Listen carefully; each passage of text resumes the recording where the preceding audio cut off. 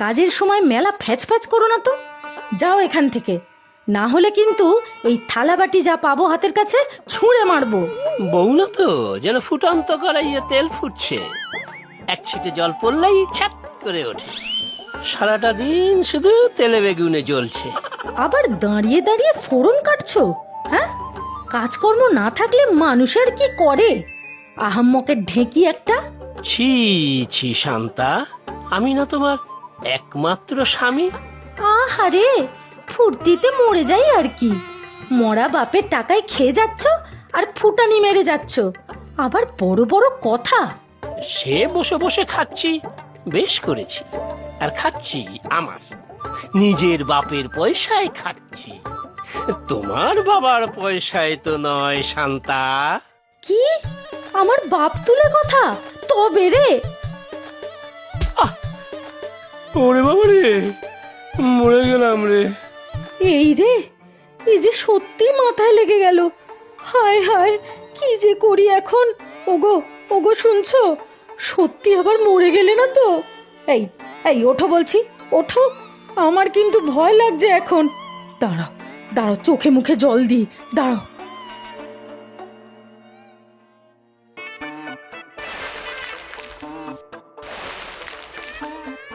এই এই এই হচ্ছেটা কি? এই এই এই এই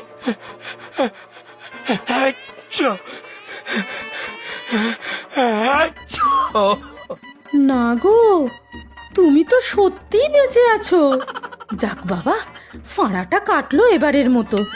ওরে বাবা, আমার মাথায় এটা কি? সিংহ জানো নাকি? ও বউ, আমি কিন্তু ষাঁড় হয়ে যাব, গুঁতো দেবো শিং দিয়ে।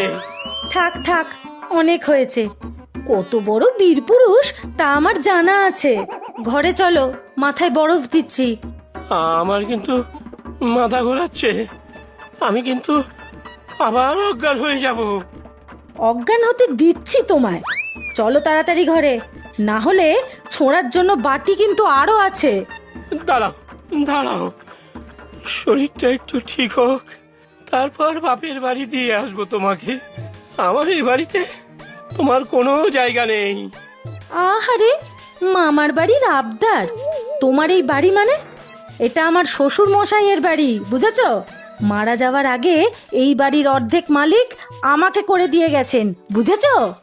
হে বাবা, তুমি কি যে গন্ডগোল করে গিয়েছিলে তা একবার দেখো। এবার পরের বাড়ির মেয়ে উড়ে এসে জুড়ে বসে আমাকে এই নিজের বাড়ি থেকে উৎখাত করে দেবে মনে হয়। ঠিকই বুঝেছ। এবার মানে মানে ঘরে চলো।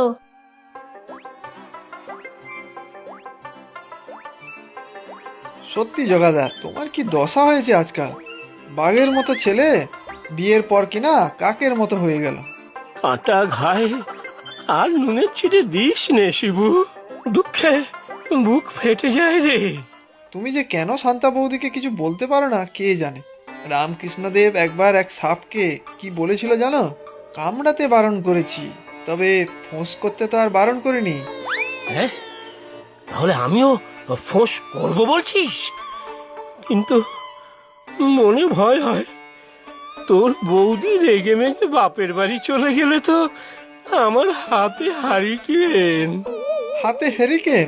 কিন্তু তা কেন? বৌদি যখন ছিল না তখন কি আর তুমি বেঁচে ছিলে না? ভালোই তো গায়ে হাওয়া লাগিয়ে ঘুরে বেড়াতে। তখনকার কথা আলাদা রে শিবু। আহা, কি দিন ছিল সব। বাবা মা দুজনেই বেঁচে ছিলেন তখন। তারপর আমাকে সংসারের জোয়ালে দিয়ে তারা দুজন একে একে স্বর্গে গেলেন। আর তখন থেকেই তুমি সংসারের ঘানি টেনেই যাচ্ছ আর টেনেই যাচ্ছ। আগে কোথায় বাবার হোটেলে খাওয়া, আর এখন নিত্যদিন বউয়ের মুখ ঝামটা খাওয়া। সে যাই বলিস তুই, আমি কিন্তু বউ ছাড়া অচল। সংসারের ঘানি তো আসলে সেই টানে। না জগাদা, তোমাকে দিয়ে আর কিচ্ছুটি হবে না। ওই যে সবাই বলে না, মেরুদণ্ড বিক্রি করে দিয়েছো তুমি।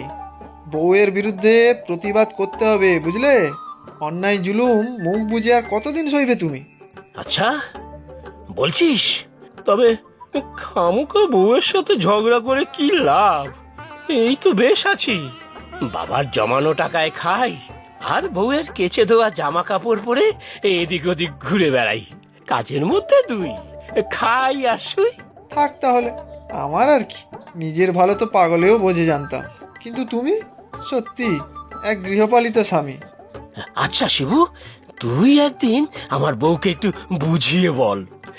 এমনি সব ঠিক আছে, শুধু মুখ ঝামটা একটু কম দিলেই হবে। আমারও মাঝে মধ্যে মাথা গরম হয়ে যায়, মুখে যা আসে বলে দিই। তাই নিয়ে যদি বড় কোনো ঝগড়াঝাটি হয়ে যায় তাহলেই তো বিপদ। সে কি কথা, আমার কথা বৌদি শুনবে কেন? দূর দূর করে তাড়িয়ে দেবে। হ্যাঁ, একটু বুদ্ধি করে কথাটা পারতে হবে তো। আচ্ছা, তুই এক কাজ কর, 2 কিলো আম নিয়ে যাবি আমার বাড়ি।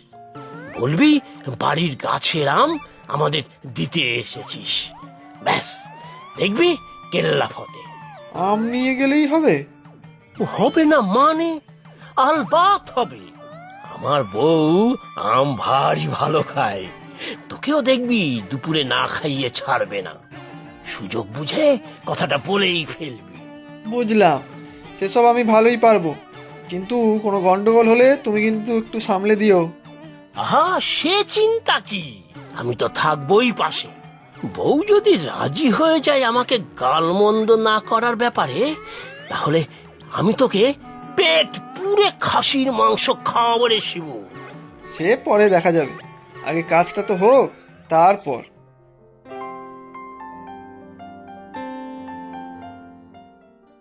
কি কি হলো শুনি? ঘরে ফিরেই পেঁচার মতো মুখ করে বসে আছো কেন? কই না তো, এমনি ভাবছি। ভাবছো? ঠিক বুঝেছি, আমাকে জব্দ করার কোনো প্যাঁচ কষছো। অত সহজ নয় বুঝলে, অত সহজ নয়। আমিও কানু দারোগার মেয়ে। এই, তোমার বাবা চাকরি ছেড়েছেন তা কত বছর হয়ে গেল, এখনো ভয় দেখিয়ে যাচ্ছ আমাকে? ওরকম আতিপাতি দারোগার ভয় এ শর্মা পায় না, বুঝলে? এ শর্মা পায় না। কি, তুমি আমার রিটায়ার্ড বাবাকে অপমান করছো? হ্যাঁ, আজ তোমার একদিন কি আমার একদিন। কদিন ধরেই দেখছি খুব বার বেড়েছে তোমার। আমাকে ভয় দেখাচ্ছ, তা আবার আমার বাড়ি বসে? বলি, তুমিও কি ভেবে রেখেছো বলো তো? মোটেই তোমার একার বাড়ি নয়, এই বাড়িতে আমারও ভাগ আছে, সেটা মনে রেখো। আমার ভাগের বাড়িতে বসে আমি যা খুশি তাই করব। আর বেশি কথা বলো না, বুঝলে? হ্যাঁ, বলো কি তুমি? আমার বাড়িতে আমারই নাকি কথা বলার স্বাধীনতা নেই? যত সব। ও জগাদা, বাড়ি আছো নাকি? জগাদা?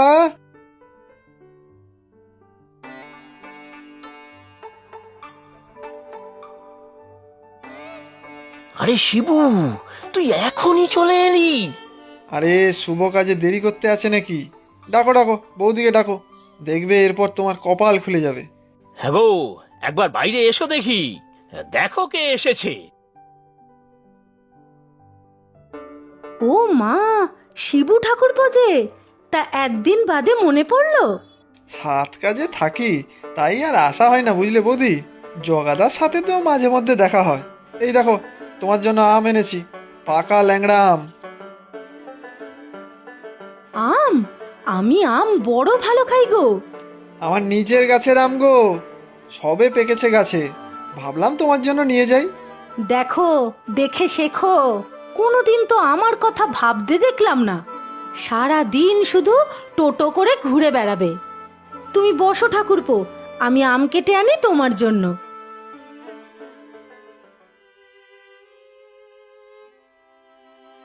দেখলি তো আমার অবস্থা, দুদণ্ড শান্তি নেই, উঠতে বসতে কথা শোনাচ্ছে। এইভাবে থাকা যায় বলতো? তুমি এত চিন্তা করছো কেন? আমি তো এসে গেছি, এবার দেখবে এমন বুদ্ধি করব, তোমাকে বৌদি কেমন আদর যত্ন করে। দেখলি ভাই, দেখলি? নিচে চোখে দেখলি তো? আহা, তুমি বরং বাজারটা ঘুরে এসো, আমি বৌদিকে বুঝিয়ে বলছি। বুঝলে বৌদি, জগাদা সেদিন বলছিল তোমার কথা। কি বলছিল? হ্যাঁ, কি বলছিল? নিন্দামন্দ করছিল নিশ্চয়ই। তাহলে আমি বলছি তোমাকে, শোনো। সারা দিন কাজ করব আমি, আর ফুটানি করবে ও? কাহাতক সহ্য করা যায় বলো তো? তা তুমি এত রেগে যাচ্ছ কেন? আসলে জগাদা লোকটা এমনিতে খারাপ না, একটু যা কুঁড়ে। একটু কুঁড়ে হলে তবু হয়ে যেত। বসলে উঠতে চায় না, আর উঠলে বসতে চায় না, তাও শুধু মুখে মুখে চোপা আর চোপা। আমি বলে সহ্য করছি। তা ঠিক, তা ঠিক। তবে কি বলো তো, জগাদাকে বুঝিয়ে বললে হয়তো ঠিক কাজ হবে। অত ধৈর্য আমার নেই বাপু, এক কথা 5 বার বলার। হাতের কাছে যা পাই তাই দিয়ে ছুঁড়ে মারি। ঠিক আছে ঠিক আছে, অত রেগে যেও না তুমি। জগাদা আসুক, আমি তোমাদের দুজনকে সামনে বসিয়ে মিটমাট করে দেবো। এসব কথা বাদ দাও, এবার তোমার কথা বলো দেখি। এবার সংসারী হয়ে থিতু হও। তা আমার মাও সে কথা বলে, তবে ভালো পাত্রী আর পাচ্ছি কই। আরে এই কথা আগে বলবে তো, পাত্রী তো আমার কাছেই আছে। হ্যাঁ, বলো কি? আমার বোন মিনু ভারী লক্ষ্মীমন্ত, ঘরের কাজ, রান্নাবান্না, লেখাপড়া সব জানে। আমার বাবা তো মিনুর জন্য ভালো পাত্র খুঁজছে। তা আমাকে পছন্দ হবে? আহা, আমি কথা বলবো তো। তাছাড়া তুমি ভালো কাজ কারবার করো, বাড়ি আছে, আবার চিন্তা কি? আমার বাবা আবার দারোগা ছিলেন কি না, তাই ভালো করে খোঁজ খবর নিয়ে তবেই বিয়ে দেবে। তবে আমি বললে আর না করবে না। আচ্ছা, তাহলে আমি রাজি। আর আমি বললে মাও রাজি হয়ে যাবে। আহা, আমার মিনুটার কপাল খুলে গেল গো। আমি আজই বাবার সাথে কথা বলবো। একই গ্রামে 2 বোন এবার থাকবো আমরা। তুমি বড় ভালো বৌদি, আমি আবার কালই তোমার জন্য আম নিয়ে আসবো, আর তোমাদের ঝগড়াও মিটিয়ে দেবো আজই। সে হবার নয় গো, দেখছো না তোমার দাদার কোনো মাথা ব্যথাই নেই আমার প্রতি। এই দেখো না, বাজারে গেছে তো গেছেই, কোথাও বসে গাল গল্প জুড়েছে নিশ্চয়। তা ঠিক, এ জগাদার ভারী অন্যায়। বউকে খুশি রাখা প্রতিটা স্বামীর কর্তব্য। আমি কথা বলবো জগাদার সাথে, বেশ ধমকে দেবো জগাদাকে। আহা, মিনু আমার সঠিক পাত্রের হাতেই পড়তে চললো। তুমি বসো, আমি ভিতর থেকে মিষ্টি নিয়ে আসি, মিষ্টি মুখ করাবো।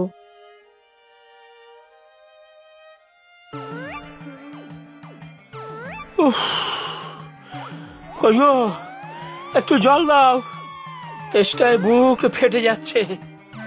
আহা, বাড়ি ফিরেই চিৎকার চেঁচামেচি শুরু করলে? এ তোমার ভারী অন্যায় জগাদা। বৌদি এইমাত্র ভেতরে গেল আমার জন্য মিষ্টি আনতে। কত কাজ করে বৌদি সংসারের জন্য। হ্যাঁ, ভালোই তো আম মিষ্টি সাটাচ্ছিস আমার বাড়ি এসে, উল্টে আমাকে জ্ঞান দিচ্ছিস। কাজের কাজ হলো কিছু? হয়েছে তো, সব কথা পাকা। যাক ভালো, এবার তাহলে বউয়ের আদর যত্ন পাবো বলছিস? সে তুমি পাবে কিনা জানি না, তবে আমি প্রায় কথা পাকা করে ফেলেছি। আমার বিয়ে গো, বিয়ে। হ্যাঁ, আমার বাড়িতে এসে তুই বিয়ের কথা পাকা করে ফেললি? কার সাথে বিয়ে তোর? বৌদির বোন মিনুর সাথে। হ্যাঁ, এ কি করেছিস তুই? বৌদি এত করে বললো, আমি আর না করতে পারলাম না। আমার মাও চায় এবার আমি বিয়ে করি। আমি তো পাকা কথা দিয়েই দিয়েছি। সর্বনাশ, পাকা কথা দিয়ে দিয়েছিস? তোরও কপাল পুড়ল রে। কেন, আমি কি ভুল করেছি শুনি? মিনু ভারী ভালো মেয়ে, বৌদি ঠিকই বলে, তোমার কোনো আক্কেল নেই। এরপর তোরও আর কোনো আক্কেল থাকবে না। কি সব বলছো বলো তো? তুমি মিছেই বৌদির নামে উল্টাপাল্টা বলো। বৌদি কত ভালো, যেচে পড়ে আমার বিয়ের সম্বন্ধ করলো। ওরে শিবু, তুই আর বাঁচবি না রে। ওই মিনু, সে আমার বউয়ের থেকেও বেশি দজ্জাল। ওর চিৎকারে বাড়িতে কাক চিল অব্দি বসে না। একবেলা পাড়ার কলতলায় ঝগড়া না করলে ওই মিনুর ভাত হজম হয় না রে, বুঝলি? কোথাও ঝগড়া করতে হলে ওকে বাড়ি থেকে ডেকে নিয়ে যায় সবাই। হ্যাঁ, হ্যাঁ, বলো কি? তোর যা সর্বনাশ সবার হয়ে গেছে। এই তো এসে গেছো। নাও নাও, মিষ্টি খাও। মিনুর সাথে শিবু ঠাকুরপোর সম্বন্ধ করেছি। তা ওই মিষ্টি কি আর শিবুর গলা দিয়ে নামবে এখন? মানে কি হয়েছে কি? আমি বৌদি আসি এখন। সে কি, দুপুরে খাবে না? আমি তো রান্না করব এখন। না না, আজ নয়, পরে একদিন খাবো। আমি যাই এখন। ওরে বাবা রে বাবা। যা, কি হলো বলো তো? সব কথা তো পাকাই হয়ে গিয়েছিল। বাদ দাও শিবুর কথা, ওর তো ভাড়া কেটে গেল। আমার তো আর উপায় নেই। না, শুরু করো আবার ঝগড়া।